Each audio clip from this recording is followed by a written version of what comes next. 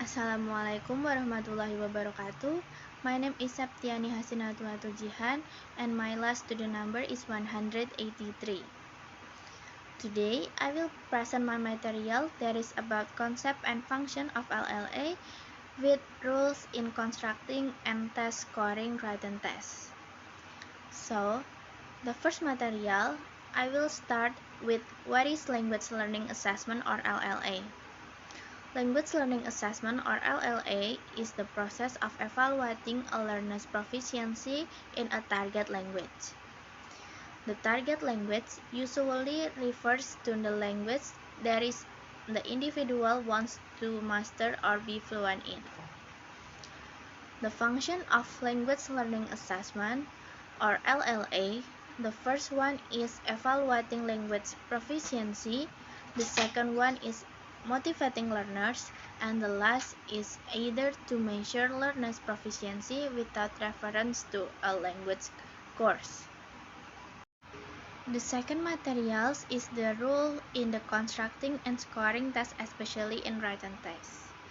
Based on the form of the student answer, test types are divided into three, namely written tests, subjective and objective, oral tests, and performance tests. But here I will only explain the written test.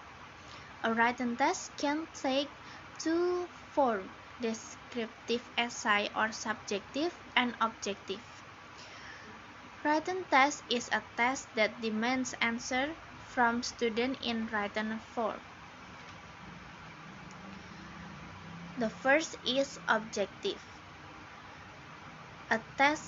Objective test is a test consisting of factual questions that require very short answer and can be quickly scored by anyone with an answer key. The purpose of the test is to measure comprehension and skill in the language. In the general, there are three forms of the objective test, namely multiple choice test, true or false test, and the last is matching test. The first type in an objective test is multiple choice. Multiple choice is a test in which each item has more than one alternative answer. Its multiple choice test consists of two parts, namely a statement as a stem and alternative answer choices are called options. The rules in a multiple choice test, the first is format each item clearly and measure an important learning outcome. Place the alternative at the end of the question and put as much wording as possible in the stem. The second, all options should be consistent in terms of punctuation, grammar, and formatting with the stem. The third rule is it's better to shorten the alternative by using the stem as much as possible. Additional words lead to more reading time. The fourth rule is construct stem to convey complete idea, avoiding negative phrasing and unnecessary words. And the last rule is ensure correct answer don't stand out. Avoid using always and never excessively in option. Don't overuse all of the above and none of the above, as students can guess the answer. And the last is scoring. Scoring in multiple choice, the first is correct answer earn point, while incorrect answer may result in a penalty or no point. The total score is the sum all of correct answer points minus any penalties for wrong answers. The second type of objective test is true or false test. True or false test is a type of test in which the test taker is asked to indicate whether a statement is true or false. Rules in true or false test. The first is ensure the statement is true or false. The second rule is stick to one idea and avoid verbal clues. And the last is don't copy from text. Keep word length similar for true or false statements and require explanation for incorrect answer to discourage memorization. And the scoring of true or false test. The first is each true or false statement is worth 1 point. And the second scoring is the total score is the sum of points for correct responses. And the last of type in the objective test is matching test. A matching test is a matching test that consists of two parallel paths.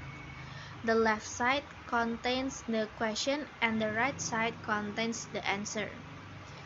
The rules in the matching test: the first is use homogeneous material in each list of a matching exercise to avoid confusion. Mixing different types of question makes the exercise more challenging and less predictable for students. The second rule: list problems or stem in a numbered column on the left and response choices in the latter column on the right. Include more responses than questions. If lists are the same length, the last choice may be by elimination. The third rule is order responses alphabetically or numerically. If possible, ensure one correct choice for each question. And the scoring in the matching test: match two columns for points. Total score is sum of correct matches. The second type of the written test is subjective test. Subjective tests require individuals to provide answers based on personal opinions, experience, and perceptions. There are no right or wrong answers. The rules in the subjective test: the first is clarify test purpose. The second is ensure relevant and consistent question. The third is right number of questions for full coverage. The fourth is present various question types in a subjective test. The fifth is clear and specific scoring for each question type. And the sixth, neutral and impartial questions and answers. The last, conduct a test trial. In a scoring of subjective tests, a question can be done with several approaches, namely, the first is to ensure fairness in assessment. The second is use a rubric as a guide. The third is provide a rating scale or categories. The fourth is offer constructive feedback. And the fifth, adjust scores objectively and transparently. Okay, this is my experience about concept and function of LLA with rules in constructing and scoring written tests. So, thank you for watching. Wassalamualaikum warahmatullahi wabarakatuh.